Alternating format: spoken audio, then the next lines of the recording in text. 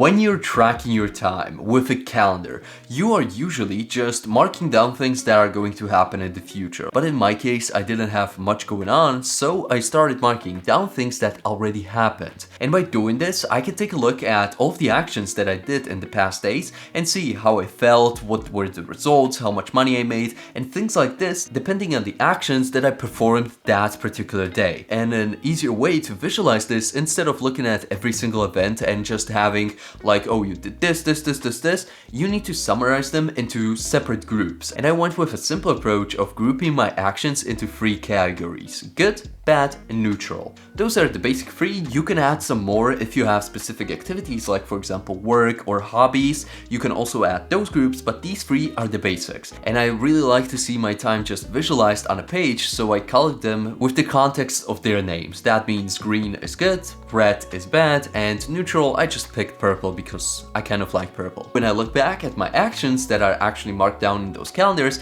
I can clearly see that, oh, this was a really good day because it's almost all green, or this was kind of like a decent day because it's purple. You probably did something with family, or you did a lot of cooking. And when I see a bunch of red in my calendar, I know that I have to really put my foot down and start working for the next few days. It's pretty cool to look at your time, what you did, but the basic goal for me was always to improve on my time. Just see how I can minimize those red chunks. And as I said, red chunks are mostly like wasted time. For example, social media, watching YouTube, or just doom scrolling. And I wanted to eliminate these portions out of my calendar until I don't have any red spots left. Which sounds pretty easy, but to be honest, if you count like doing nothing as red, that's pretty hard. You always have to be doing something that's either productive or at least some kind of neutral. And after I seen the results in the calendar, I started improving my actions. And you can actually see how I go from like day to day and how my red chunks are getting smaller and smaller until they actually disappeared. And it's really fun to see that some of your actions trigger another action. For example, if I go to the gym in the morning,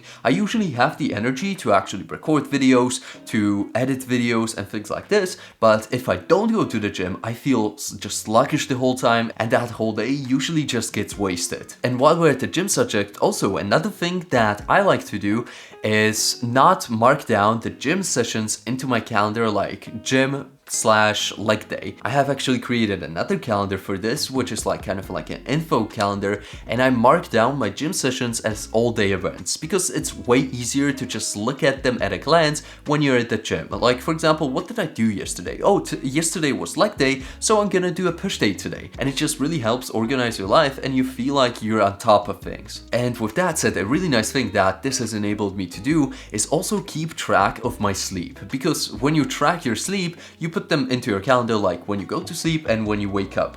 And it's really satisfying for me. I don't know if I'm just a nerd about this, but it's really satisfying that I see that really clean line that, oh, you woke up at the same exact time each day in this week, and you went to sleep at the right time each day. And you can just use this to really get that sleep cycle going and actually optimize your sleep in various different ways. Sorry if I'm geeking out about this, but I have been listening to a lot of Andrew Huberman podcasts. So those are all of the advantages that I found with this reverse calendar system of mine. But how do you actually get yourself to actually start tracking? So one thing that I found that was a huge help at the beginning was actually using widgets on my phone.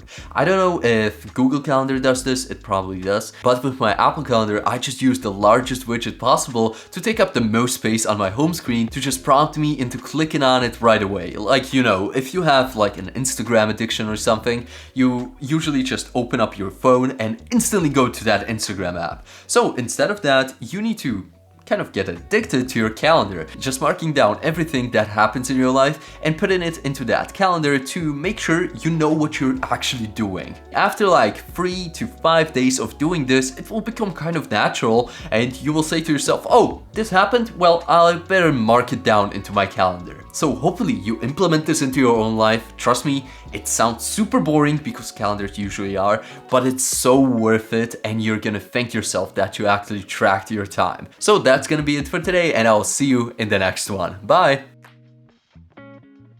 And also, something I'm trying to figure out, I don't know if some of you out there are kind of computer geeks and could help me with this, but I'm trying to export the data out of my calendar into an Excel spreadsheet and get a nice graph going, like a pie chart of what's going on, but I can't figure it out. I've tinkered with it and with the help of ChatGPT for like the last 2 hours, but I couldn't get it to work. I couldn't just get the time out of the table and then just put it neatly into a pie chart, which I wanted, but I just couldn't figure it out. So if you know how to do this, please let me know in the comments below. We can connect, and I have to figure this out because it would be really cool to see my time in another visual way.